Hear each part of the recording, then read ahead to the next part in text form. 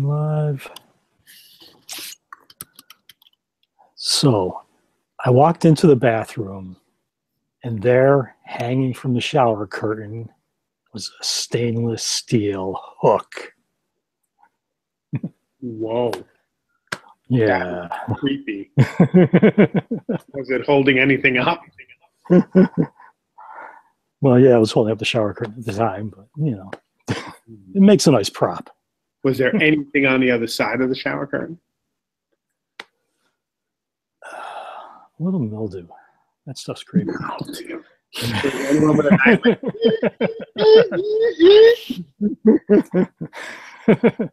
Yeah. Well, it's funny you should talk about hooks, because today we're going to talk about two things, right? We're going to talk about Stephen King's chapter from Danse Macabre, Tales of the Hook, and another series of tales by King and Romero, masters of modern horror, Creepshow, the movie. Yeah, yeah. Yeah, I was looking for being on horror, you know, to like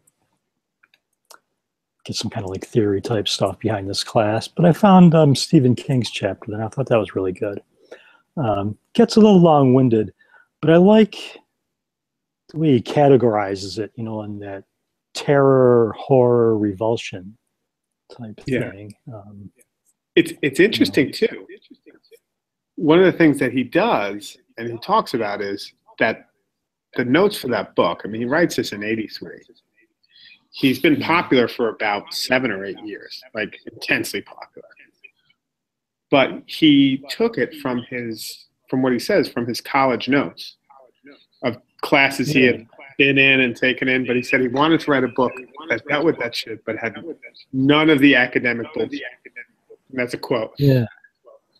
And he was teaching at that time, I believe. Yeah. And it was his attempt to do criticism. But he was always in a weird place because he was so popular that he was completely ignored and reviled by the Academy. In some way. Yeah. Yeah. You're too successful for us. Yeah.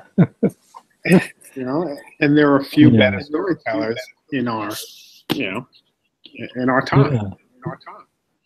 Yeah. But I like the way he broke those things down, you know, terror as something that's purely of the imagination. It's in your head, you know. And then horror is sort of like that mixed with something you see, you know. And revulsion is purely a reaction to an image or a scene. And he plays all of those, you know. Like he says in there, he's not proud, you know. Absolutely. And you go through them based on where you're at or what you're. The other thing he gets at in Tales from the Hook is he has I really love his cultural touchstones for culture and horror. One of them being the teenage werewolf movie from the 50s, which he goes on length about. Yeah. Yeah. That Freaks was another one. And that's pretty creepy. And he has a really good contention in this chapter. His contention is that horror is actually normalcy taken to its extreme. Like with the example of the Wolfman or the werewolf, the teenage werewolf. The werewolf still got his teenage Jack. He's just unbelievably hairy. And his face is all contorted. And he uses the brilliant example of not unlike maybe a kid with or a teenager with intense acne or severe obesity. And I really love the idea of his sense of horror is always embedded within the normal, but just taken to its extreme. Yeah, well, it's something I'd read about him that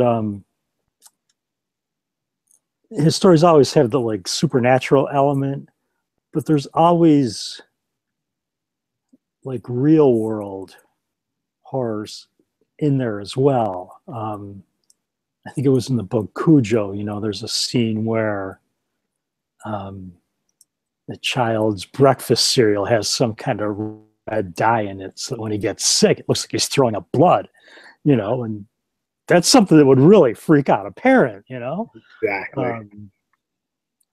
there was like some infidelity going on in there as well. You know, and that's something that's, you know, can really throw your life out of off kilter. Um, and there's an idea of like the horror story as a kind of like social, you know, like these things that are different, you know, the werewolf, the Frankenstein, you know, that's why you have to conform and be normal and all that. And the question comes up, you know, like, you know, who's the real monster? Because in addition to a teenage werewolf, he also talked about I was a teenage.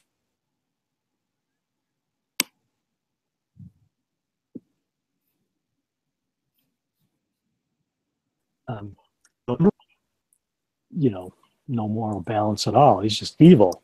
Um, you know, but he looks normal. He's smart. He just, you know, doesn't think twice about having people killed because he needs a face. You know, and that's you kind of see that in Creepshow as well. You know, like you have the zombies and they're the monster, but the guy they're after is really the bad guy. Also, like you just said, I mean, when you think about Creepshow, and we'll talk about some of those, so much of Creepshow is embedded within the horror of the possible, right? Not of the fantastical. Yeah. Like the horror of being buried to your neck in sand so that you can't move and you have no leverage, but the tide comes in over your head. Like that's a creepy thought. That's a guy who's or a woman who's thought about something really creepy and said, "What if I turn this into a story around, like you said, you know, um, an affair, and this idea of property, what's mine?" And then you throw in a little technology, like the VCR and the closed circuit camera, and you got yourself a crazy story. Yeah. um, yeah, helplessness, isolation. There's in a few of those stories, you know, and idea karma, you know, payback there. It's karma, payback, revenge. Always the question of class, right? Whether it be with Right. with the forgetting his name. It's the one Stephen King plays, where the meteorite comes down. It's meteor shit, right? Yeah. I forget that one. I'll come back. I'll find it. It's like Joss something. You know, the unfortunate tale of some name with a J. Versus say the crate. You have these, you know, rich or at least aristocratic, no, not even just academic community, right, who has no time for Billy, the evil wife. You know, taken to the extreme, played by Adrienne Barbeau, beautiful. Just love that. But like, there's also these class things going on. Think about the first one, you know, Father's Day. Right. This rich family, you know, they got rich off of bootlegging and exploitation and murder and And then Ed Harris, who's the hit, doing this. Yeah. Is he like trying?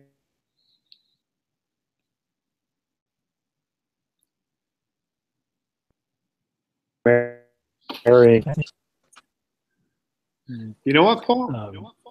Yeah. I think I'm screwing up with this connection. I think it's going bad.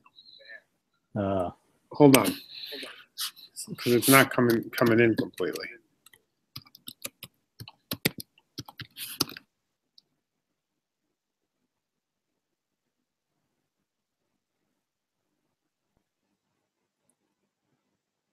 You froze on me there.